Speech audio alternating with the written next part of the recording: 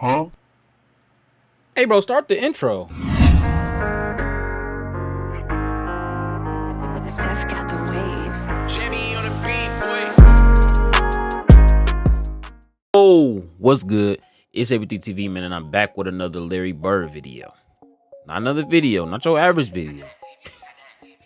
We got another Larry Bird video, man. We got to. They going up on the channel, man. Y'all loving it. Hey, y'all loving it. I'm supplying it. You feel me? Now, this one is NBA legends and players explain how scary Larry Bird was. Now, we all know how from these past videos, we know how scary he is now. I mean, y'all been new, but I know. You know what I'm saying? This finna be a good one. This finna be some of the stories I feel like might overlap. I feel like it might be some overlapping stories, but I don't care. We finna sit here and watch them. It might be some new ones on here that I haven't seen. So, with that being said, if you like the video, leave a like, comment, subscribe for me. You feel me? That's how we go grow. You know the deal. You know. But with that being said, y'all, I appreciate you for being here. Let's watch this video, man.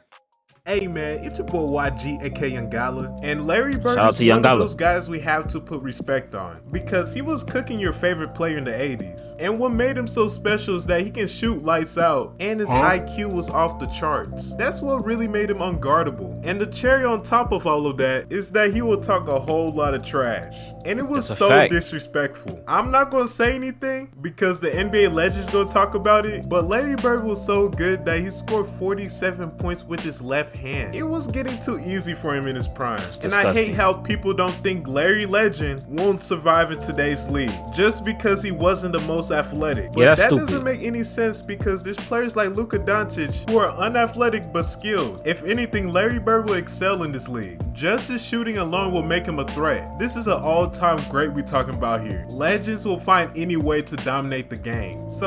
That's a fact. We got players like Luka Doncic that's dominating right now. Not completely dominant, but he's dominant right now. You think Larry Bird wouldn't go crazy in this? I'm talking to the young people of my generation. I know y'all know. I know y'all know.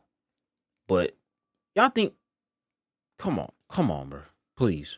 Anyways, man, we're gonna listen to NBA legends and players talk about how scary good prime Larry Bird was. But before we get straight into that, make sure you like, share, subscribe, and hit that notification bell for the culture so you won't be missing any of my videos. Already, bro. And let's get to the vid, man. Enjoy yourself. Jordan, yes, sir. Fuck you. Y'all gave us the run for our money. Yeah. All right, take care. It's an aura around them two. Hold on. One of the greatest, be in a three-point contest and shoot with a warm-up shirt on. And, Crazy. But just as like, he played until he couldn't play no more, obviously. We know that. He just played till he literally couldn't play the game no more. He gave everything he had. And for young guys that don't know him, they think of Larry Bird as a jump shooter. But he was so much more than that. He was a passer. So much more. I learned that. Double-digit rebounds. He defended, he took charges. And, he's just a straight-up complete basketball player. And me as a small forward, Scotty, Bird, Doc, George Gervin, so guys that I kind of looked up to being a small forward, and they kind of set the precedence of what it is to, go out there as a professional and give it all. So, Facts. I've always been a big fan of Larry Bird, and, if I'm linked with any other greats, especially like him, that's pretty cool. Magic, James Facts, Worthy, facts. Kurt Rambis, Kareem Abdul, all the Laker greats. Real quick, man. Rest in peace to this man right here. I'm not gonna rest in peace to Kobe, dog. It's still don't feel real, man. Always sit down and just ask him questions about certain games that I studied growing up. What actually happened there? What did you feel there? Why? Bird tough to defend. Why? Because you look slow as shit to me. So like, I'm missing something. So like, tell. Hold on, real quick, because I know some people probably. I remember somebody saying they was offended by this comment. I just love hearing Kobe like talk. Like Kobe was like, you could just sit there and listen to Kobe talk. Like that's a fact. Tell me what I'm missing. You know what I mean? Kind of complimented Larry in the past. Is that kind of a cool thing? Hell yeah. Somebody texted me after the game and showed me a screenshot, and I was giddy like a little kid. I mean, grew up watching Larry Bird. And, well, not really. He's older, but you grew up kind of knowing the legend of Larry Legend and, sort of to be amongst the greats. Yeah, I just watched a lot of highlights. That's all you really want to do. That's a great accomplishment, but I keep going. Wish I watched it. Just a love for the game and love for practice and love for shooting. I think that we're similar in those areas, but he allowed players like myself to kind of dream big and think big at that position and to do things that traditional small forwards, I guess, or big men weren't doing. And he's one of the first guys you've seen. Patterned my He was game, doing a lot. who I wanted Dang. to be. Dang, he just got a lot out of nowhere. I couldn't even talk. Larry, from what I've seen from these videos, man, I thought of him, as a jump shooter, just mostly just that. I seen his assists here and there. I'm just like, yeah, he's mainly a jump. No, he was a complete basketball player. He wasn't as athletic, but he's 6'10". He can do whatever he wanted to on the court.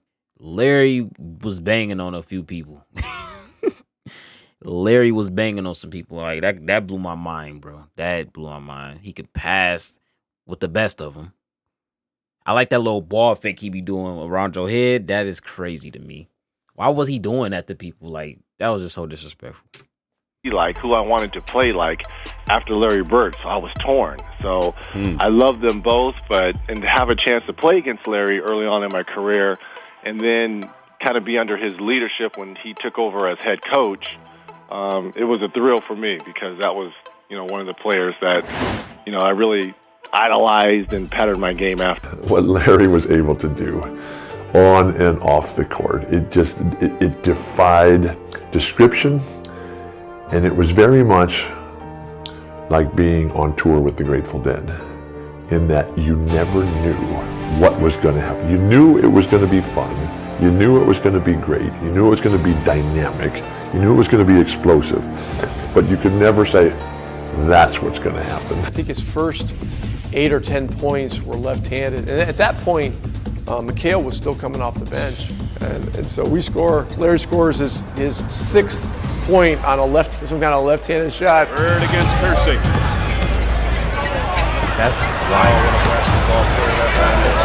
And McHale goes, hey, Jerome, wait till he starts shooting right-handed. Change for Bird, another three-point try. Well, left-handed is one thing, but when the game got close, I had to go back to the right one. I'm sorry, that's unheard of, dog. That's unheard of. That's all I'm gonna say. That's unheard of, dog. Went right down the wire, and we might have won by 1 point. Beat you right there. You got to keep him under control. They don't. I went to shake his hand. He wouldn't shake my hand. And We've seen this. We've seen this. Well, maybe he's just getting into the game. And I remember the first play of the game. He said, "You don't even belong in this league, Holmes." And he shoots a three. I'm like, I wasn't mad he made the three. I said, "Did he just call me Holmes?" But I remember after the first time, I made a great play against him. I remember him saying, he said, you got some toughness, man. I like you, but I think that's when he dunked on him. 40 tonight. He got about 38, so he kind of proved his point. But I mean, I knew he was a super player before I came into the NBA. But when I had a chance to play against Larry Bird, and I can count on one hand the type of guys like him that you had to be totally focused in on. If you didn't, he would embarrass you. Bird That's wild. 6. Okay. Bird, for those that don't know, won 3 straight MVPs in the league with the Showtime Lakers and Michael Jordan and the Bad Boys present. 3 straight MVPs. MVP. So you would say that was the baddest white boy ever? No question. Yeah. I'm sorry for even saying that the other time. I was just saying that mostly for entertainment purposes. It's just like, because I love Dirk, but of course Dirk don't measure up nearly as much as Larry. Dang, 3 straight. I didn't even think about that. Fully think about that with Jordan and the bad, like just that whole era period is just like how. That's crazy. No doubt. Okay. No doubt. Bird night. I had the Bird night. Yeah, that was. I think we seen this one too. Night, man. And he would tell you to play and catch it over there and shoot it. Larry Bird. He was a nice guy. He talked to everybody. He was talking trash all the time, man. But fun. And they called a timeout, and he turned around and looked at me and said, "I'm going to score right here on you." And he came back out and hit about 10 in a row on me. And the last one was left-handed. And he asked me if my mother was watching. He was calling shots. That's disrespectful. Who's next? Where you want this one from? And he just made one after another.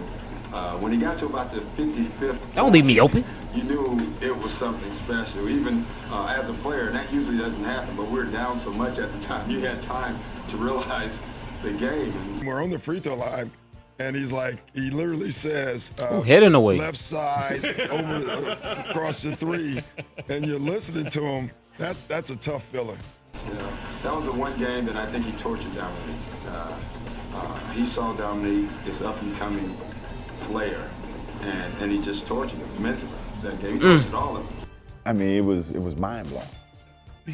I think Bird went by the bench one time, too. He fell in the bench. Oh, he did. Yeah, and he called that one. That was the one where he fell in it. He literally said, off the glass into the trainer. Them players got fined for celebrating. And so it was a they can't help it. It's going to be a three, and it's going to be awful beats. And then he said, who wants it? And I think Ricky Brown, I'm not for sure who it was, ran out after him. And he shot this high rainbow. It goes in. Look at the Ricky bench. Bumps into him and accidentally knocks him on our trainer's lap. So it was exactly what he said. Antoine Carr and Cliff Levingston got fined by Fratello, I think. And Eddie Johnson for celebrating. Celebrating Bird.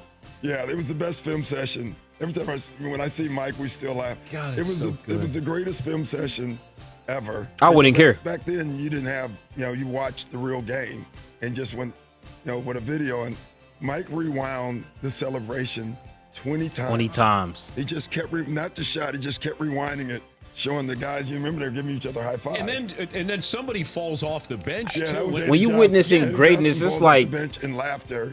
I mean, everybody was entertained by this. Even That's one the guys five. on the guys on the Atlanta They bench. got fined for that, I heard. Yeah. Watch this. Watch the reactions on the Atlanta bench. You see They got Scotty the towel Hastings up there put them. laughing. Yeah. Yeah, when you get Now watch Cliff Levingston. No, that shot shouldn't have went there right there, bro. That shot shouldn't have went there right there, Our film dog. session was 20 minutes of that. At the three-point competition, walking in the locker room, who's playing? Did you really say that? Who's playing for second? Yeah, I did. I felt so bad. Yeah, when you walked in and asked who was going to get second place in the three-point contest, when you walked in there, what were you thinking when you made that announcement to the room? Just messing with all those guys like you always did with everybody? I didn't. I had no clue. I never really practiced. Me and Danny used to shoot some before we Larry went out Bird, there. he's the base archetype for all the white shooters after him. Like he was the archetype to win three straight 3-point contest. That's crazy. He just was infatuated with three, huh? He won 33-0 in college, 3 straight MVPs, 3 straight 3-point contests. And he had 3 championships too. Me and him was meant to be. I may be 3. It's maybe 3. Everybody's sitting there. Everybody's real quiet. You really didn't. You knew the guys, but you never were around them. 3-point contest at the All-Star break. And Larry walks in and says, I hope all you guys in here are thinking about second place because I'm winning this. Excuse me? In fact, there was one game in Cleveland. Supreme confidence. In Cleveland, and he told me where he was going and where he was going to shoot. Nah. I won't hear about it. Okay. I won't hear about it. It was 91-92 season.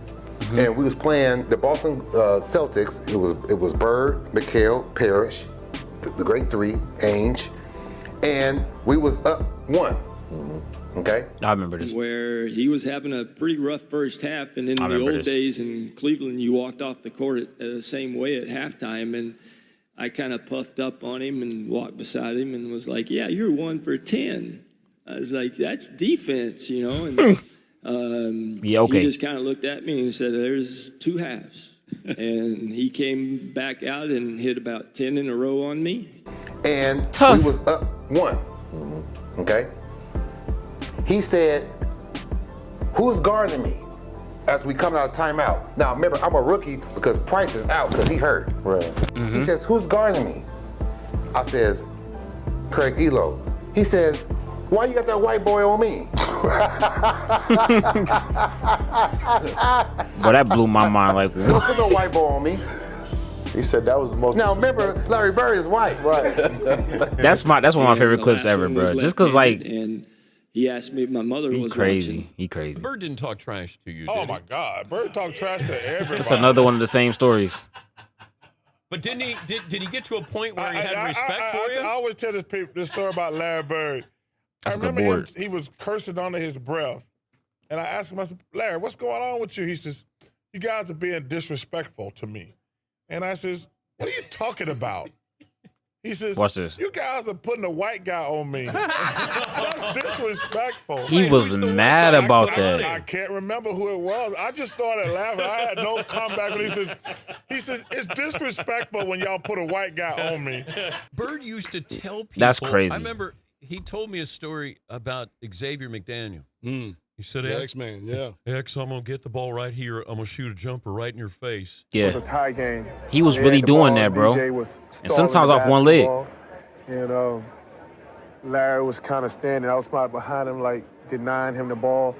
And they called a timeout. And he turned around and looked at me and said, I'm going to score right here on you. And I said, I know you will. I'll be ready. Tie game. Don't say I know you will. Like, maybe he just didn't have, like, the quick comeback. Like, he could have just said, I'll be ready. He said, I know you. No, you should have. No, see. 15 seconds to play. Celtics basketball. During the timeout, I'm going through a play, and about that time, Larry steps in and says, Coach, why don't you just give me the ball and tell everybody to get out of the way? That's Larry. And when he wants the ball, he wants the ball. After the timeout, we walked back on the court, and then Xavier was guarding him. So he tells Xavier, he says, I'm getting the ball. And Larry said, I'm going to get it right here, X, and I'm going to shoot it in your face. He hit it and looked at me, and he was like, damn, I didn't mean to leave nothing on the clock. That's so legendary, dog. I just looked back, and the ball just went in, hit all net, and he said, I told you so. And, he was like, I didn't mean to leave 2 seconds on the clock. He wanted to shoot it with 0 seconds on the clock. Nah, that's crazy. I walked back to the sideline like, damn. He said the same exact thing. Don't know this. You probably I'm know telling my that. kids that Larry if Bird that was happened to one of me. the biggest trash talkers in basketball. Ever. And a lot of people say, really? They thought it was Reggie or Charles. Larry Bird talked more trash on the basketball court than anybody I've ever played against. That's crazy. And he told me two things one game. Our rotations, double teaming Kevin McHale always had to rotate to the corner, and Larry Bird was the one shooting it. So he shot one, and I'm trying to block this shot, and he would just tell me, Scott, you're a little too late. A little too late. So we playing him in the last play. He says to James Worthy, he says, you guys don't have to worry about it. I'm going to go right over there that corner. And look how hard they set a screen for me. We're taking the ball out. He said, I'm going to curl right over. And he's telling us to play. He's telling us to play before they even take it out. He said, I'm going to go right over to that corner, and I'm going to catch it, and I'm going to shoot it, and I'm going to tie the game or win the game, whatever the case may be. They take the ball out, and I think it was either Danny or DJ, the late, great DJ. Yeah. How do you literally have him by the jersey like this? You let him go after him telling you what he was finna do. Yeah, man, go with it. Take the ball out, the man curl right to the corner, caught the shot, shot a three, game over. It's like, are you effing kidding me? It's my Larry Bird story. Beyond an acute awareness of his own commercial potential, Bird waged psychological warfare at the drop of a ball. The 84 Olympic team was playing an exhibition game against a bunch of pros, including Larry Bird, and they were in the warm-ups. And a ball bounced down from the college end of the court to the pro end. And Michael Jordan went down to chase it. The ball happened to be picked up by Larry Bird. And Michael went up a few feet away from Larry Bird and held out his hands. And Bird took the ball and fired it back down the court over Jordan's head, as if to say, you're not only not getting this ball, I don't give a damn who you are. Larry Bird knows exactly who this guy is and what's going to happen in the next few years. And he wants to get every edge he can get right now. And Jordan could have took that and could have, it could have been a butterfly effect. Like, he could have really let that deter him. Like that could have really messed him up. Like, cause you know, just cause you get mad, you just cause something fuel you don't mean you just finna go crazy. Like I can get mad on a basketball court and shoot 0 for 7. Like anybody can get mad and be trash, but he took that and, you know, he became who he became. So guys, hopefully y'all realize how great Larry Bird was. Oh, because for sure. The man can do it all. He was not only a shooter, he can play make, rebound, and was an underrated defender. He was on the NBA All-Defensive Team 3 times during his prime. So please put respect on Larry Legend's name because he inspired players like LeBron James. So make sure you like, share, subscribe, and show love. I'm gonna definitely defend Larry almost on the same level that I defend Jordan, because it's been a lot of talks lately with Larry Bird and Kevin Durant. Like we not even gonna get into that right now. But if you made it this far in the video, I appreciate you. Leave a like, comment, subscribe, have some discussions down there. Y'all love Larry Bird. I see that. You feel me? That'll do it for this video, y'all. It's Everything TV, man, and I'm out of here.